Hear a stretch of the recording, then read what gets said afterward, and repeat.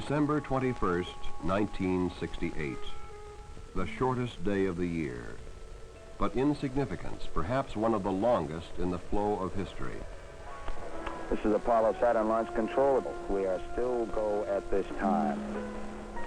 T-minus 15, 14, 13, 12, 11, 10, 9. We have ignition sequence start. The engines are on. 4, 3, 2, 1, 0. We have commit. We have liftoff. Liftoff at 7:51 a.m. Eastern Standard Time. We have cleared the top. Tower clear, 13 seconds. The United States was undertaking the most distant voyage ever attempted by man. For the first time, 3 Americans rode the Saturn V moon rocket. Following Houston, you are...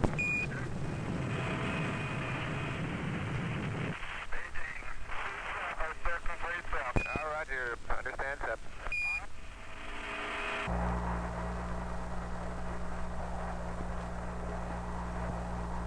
Apollo 8.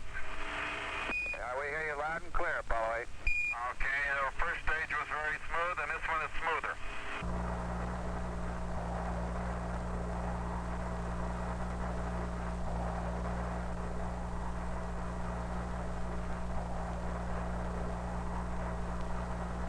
Apollo 8 Houston, your trajectory and guidance are go, over.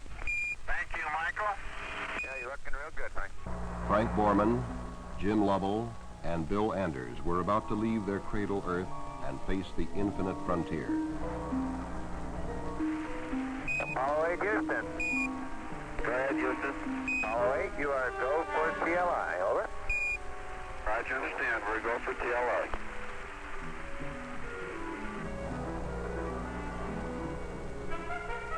TLI, Translunar Insertion. This was the commitment. Borman, Lovell, and Anders were ready for the maneuver that would send them to the moon.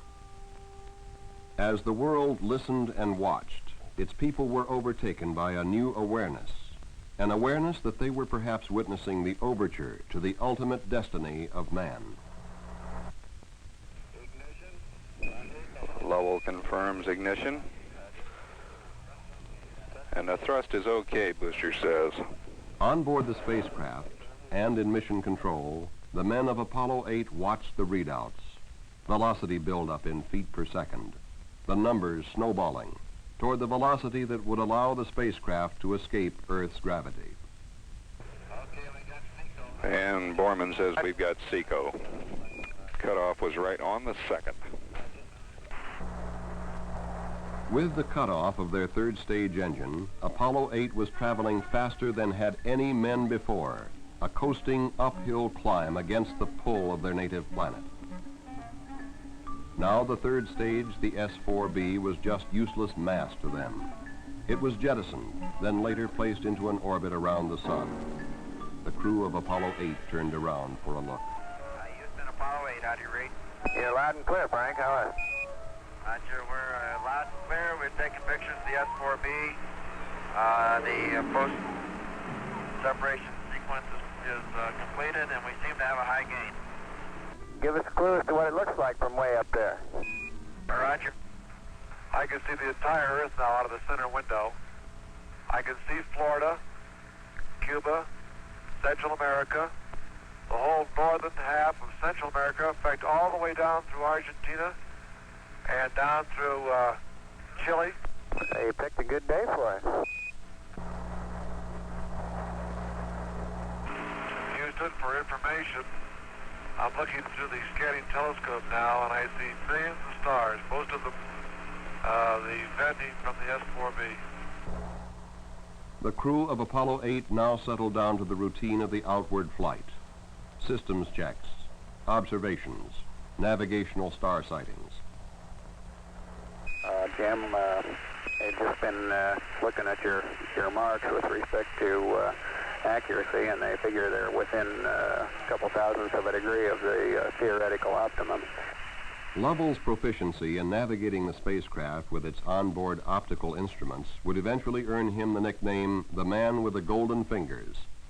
His speed was such that he would be requested to slow down so that the earthbound machines recording the data could keep up with him.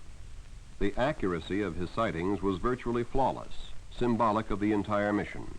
A mission so accurate that several of the planned mid-course corrections would be dropped as unnecessary. Astronauts, spacecraft, flight controllers, computers. The precision was fantastic.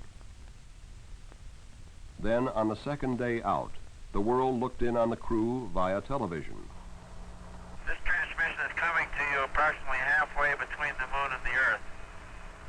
We've been 31 hours, about 20 minutes into flight. We have about less than 40 hours left to go to the moon. So Apollo 8 glided on silently, farther from Earth than man had ever before been, a microscopic dot of life in the cosmic void. Around the world, in Goldstone, California, Madrid, Spain, Canberra, Australia, the gigantic antennas of the Deep Space Network tracked Apollo 8, received its communiques, picked up the voice of its telemetry. Only for the 40 minutes of its transit behind the moon on each orbit would Apollo 8 lose contact with Earth. Then, on the day before Christmas, the network zeroed in on the spacecraft television antenna for the second broadcast to Earth.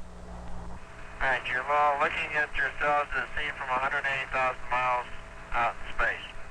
Mike, what I keep imagining is if I'm some lonely traveler from another planet, what do I think about the Earth from this altitude? Whether I think it'd be inhabited or not. You don't see anybody waving, is that what you're saying? Well, I'm just kind of curious whether I would land on the blue or the brown part of the Earth. You better hope we land in the blue part. Shortly after they turned off the television camera, Borman, Lovell, and Anders ended their long climb away from Earth. Crossing the point where the gravity of Earth and Moon just balanced, they became the first men to fall toward another celestial body.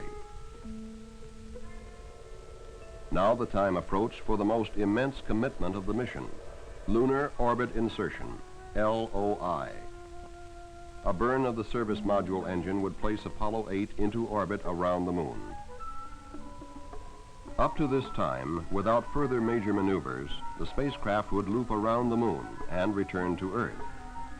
Once the burn was made, Apollo 8 would be held by the moon's gravity field until a later burn would push it free. Apollo 8, this is Houston at 6804, your go for LOI. Okay, Apollo 8 is go. You're riding the best bird we can find. Lunar orbit insertion would take place on the backside of the moon. With the moon between the spacecraft and the Earth, all contact would be lost until it appeared on the other side. In mission control, they anticipated LOS, loss of signal, from Apollo 8. We'll see you on the other side. Now, mission control and the world could only wait. Wait for the first contact with Apollo 8 as it emerged from behind the moon. We've got it. Apollo 8 now in lunar orbit. There's a cheer in this room. This is Apollo Control Houston, switching now to the voice of Jim Lovell. By 60.5, good to hear your voice. The burn was as close to perfect as possible. Later burns would circularize the orbit, and the three astronauts would circle the moon 10 times in 20 hours. Sunrise, sunset, every 2 hours on an alien world. And they would take pictures, still photographs as well as motion picture film, here seen at a much faster rate than orbital velocity. Apollo 8, Houston, what does the old moon look like from 60 miles, over? Okay, Houston. The moon is essentially gray. No color. Looks like plaster of Paris. Or sort of a grayish beach sand. We can see quite a bit of detail. The craters are all rounded off. There's quite a few of them. Some of them are newer. Many of them look like, especially the round ones, look like hit by meteorites or projectiles of some sort. Langrenus is quite a huge crater. It's got a central cone to it. The walls of the crater are terraced about 6 or 7 different terraces on the way down.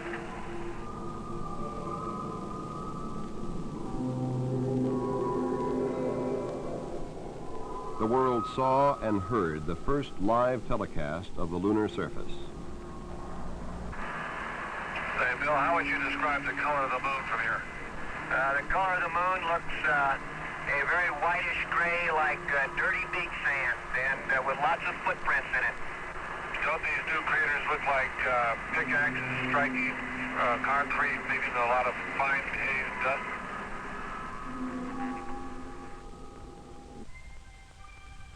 Scientist, engineer, astronaut, the world, all followed the progress of Apollo 8. For this was preparation, an advanced scout marking the way for those who would follow, those who would orbit, those who would land, navigate, track, observe, record, describe. There's no trouble picking out features that we learned on the map. Certainly looks like we're picking the more interesting parts of the moon to land in. The backside looks like a sand pile my kids have been playing in for a long time. It's all beat up, no definition, just a lot of bumps and holes.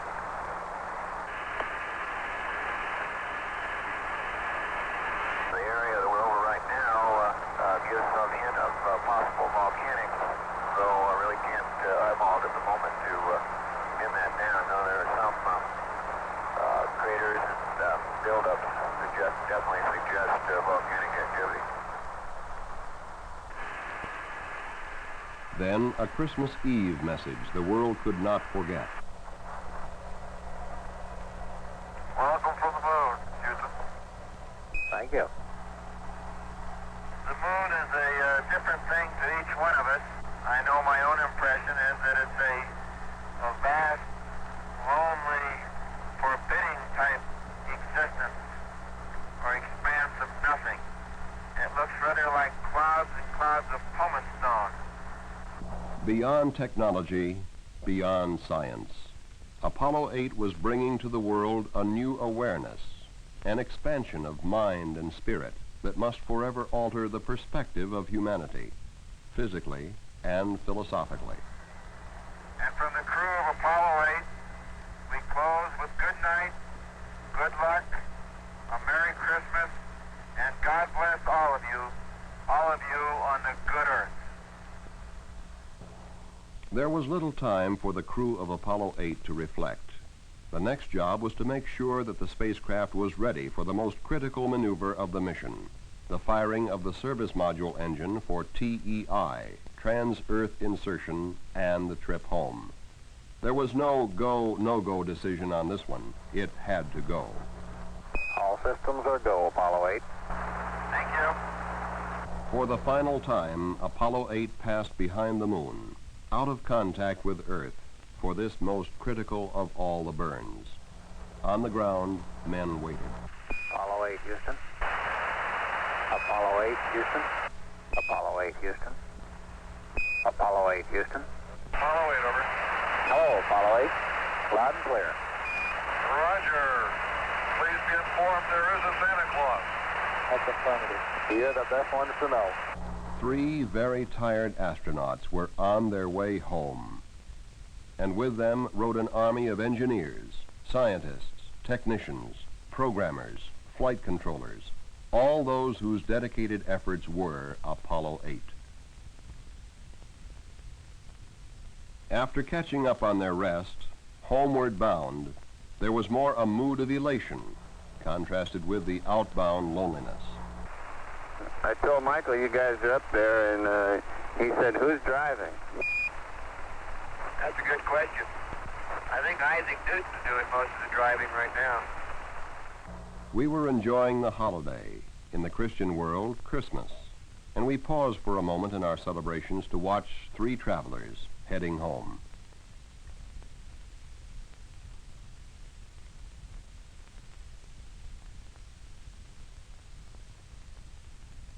As many of us sat down to our Christmas meal, Borman, Lovell, and Anders were enjoying theirs. It appears that we did a grave injustice to the food people. Santa Claus brought us a TV dinner each, which is delicious. Church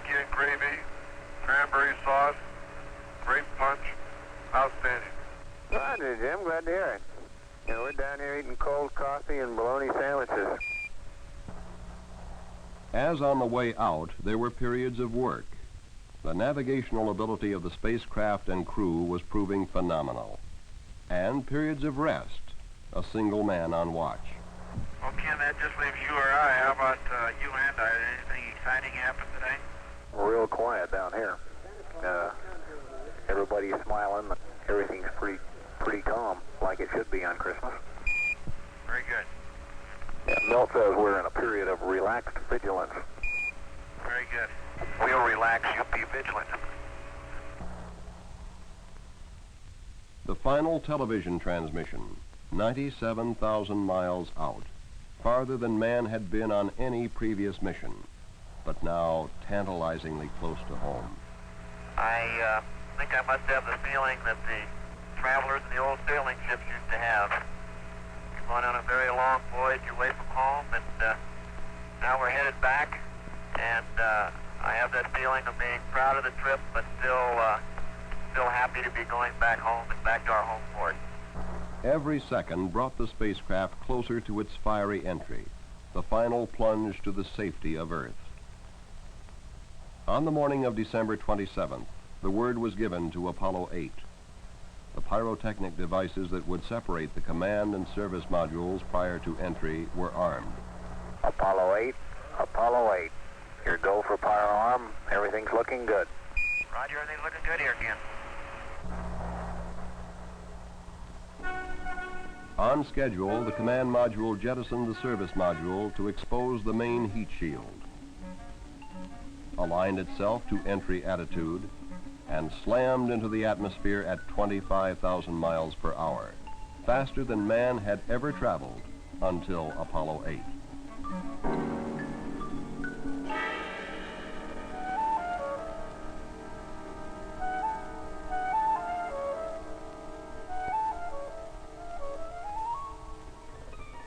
A tracking aircraft took these films of the entry, the spacecraft seen as an incandescent fireball.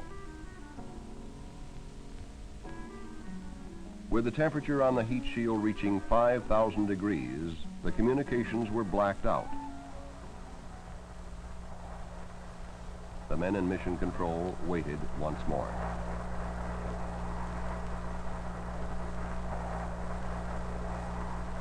Ken Mattingly just put in a call and just frankly labeled it a radio check. He's gotten no responses yet.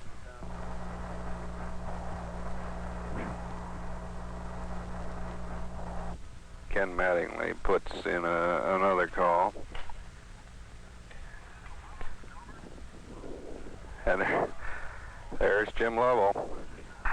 We're in real good shape, Houston. Real fine. The landing was right on target.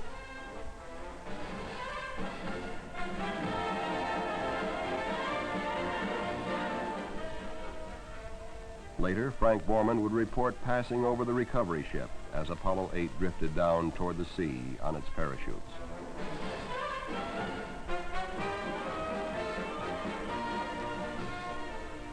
As Borman, Lovell, and Anders stepped onto the carrier deck, a huge and patriotic celebration broke loose in Mission Control. A celebration echoed by the hundreds of thousands of men and women who were Apollo 8. Again, it's Apollo Control here. I'm not sure how well our voice is getting out. There is a tremendous roar, an undercurrent of roar in the background. And I have never seen the degree of this emotional outpouring in any previous mission, including Alan Shepard's. I've seen rallies in locker rooms after championship games. I've seen happy politicians after elections, but none of them do justice to the spirit pervading this room. But the triumph of Apollo 8 was beyond the bounds of nationalism. It was a fruition of the ages of humanity. The first Chinese setting off a gunpowder rocket, the Englishman, Newton, the German, Kepler, the Russian, Tsiolkovsky, the American, Goddard. For one moment in history, the nations of Earth were united in the eternity of deep space. In Havana, in Washington, in London, in Moscow, in Tokyo.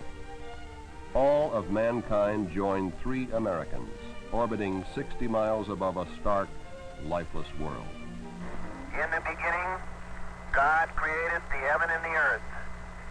And the earth was without form and void, and darkness was upon the face of the deep. And the Spirit of God moved upon the face of the waters. And God said, "Let there be light." And there was light. And God saw the light, that it was good. And God divided the light from the darkness. The vast loneliness up here on the moon is awe-inspiring, and it makes you realize just what you have back there on Earth. The Earth from here is a grand oasis in the big vastness of space. Give us, O God, the vision which can see thy love in the world in spite of human failure. Give us the faith to trust the goodness in spite of our ignorance and weakness. Give us the knowledge that we may continue to pray with understanding hearts. And show us what each one of us can do to set forward the coming of the day of universal peace. Amen.